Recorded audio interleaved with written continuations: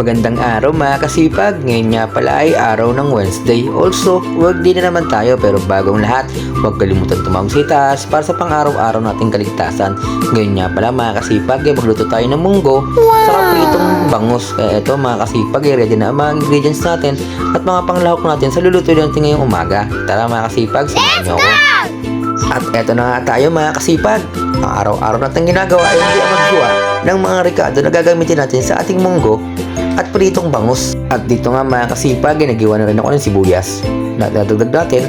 At para mas sumarap ay dalagyan na rin natin to ng bawang na talaga namang dadagdag sa timpla sa ating lulutuin na ginisang munggo.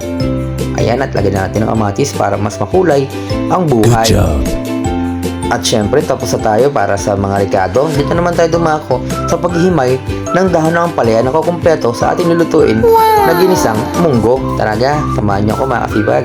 At dito mga kasipag, ready na ang ating mga rekado para sa ating ginisang munggo at pritong bangus. Kaya ito mga kasipag, samahan niyo akong lutuin ang ating menu for today. At ito nga ang first step natin mga kasipag. Syempre, magprito na tayo ng bangus. At habang nagpiprito ako mga kasipag, ay inaantay ko rin lumambot yung munggo na sinalang ko sa pressure cooker para naman kasi hindi tayo mahirapang magpalambot.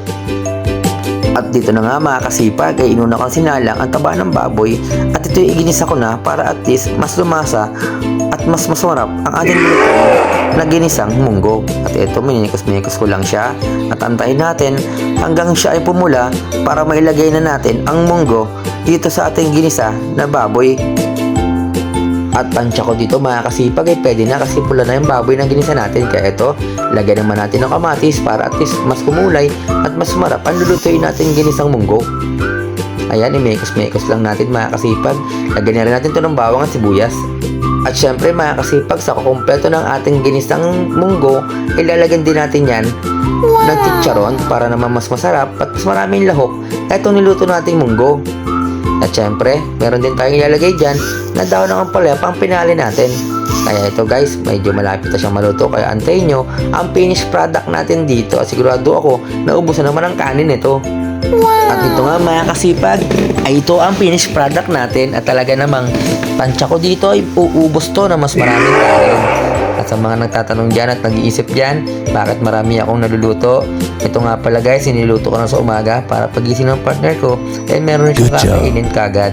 Siyempre, hanggang tanghalian niya na to. At syempre mga kasipag, itapos na tayo sa pagluluto at pagkain natin, eh ngayon ibalik trabaho na naman tayo. Galing na rin pala ako sa sideline nito mga oras na to. Eh eto, may pupunta naman tayong meeting.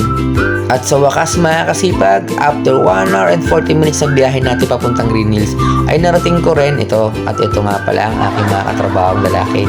Ito, nagsisigapuan silang lahat dito. At medyo maulan nga nung dating ako dito. Buti na lang hindi ako masyadong inabutan, kundi basa rin ako. At dito nga mga kasipag, ay nag-start na ang meeting namin. Siyempre lahat ay tahimik na, pero medyo kumuha lang ako ng konting video para at least meron naman tayo pang araw-araw na ipapost at iba-vlog syempre. At ito ay nakikinig na silang lahat. Siyempre nakikinig din ako dyan.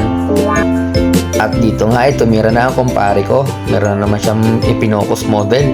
Ito nga pala yung isa naming RS na gwapo. At syempre siya sa pinakabata na RS dito sa Tecno. At dito nga ay medyo na masyal na kami kasi tapos na yung meeting natin mga kasipag. At nag-check na rin kami ng mga phone na meron dito. Pero bago ang lahat mga kasipag, huwag kalimutan mag-follow and share sa aking page. Salamat mga kasipag, hanggang sa muli.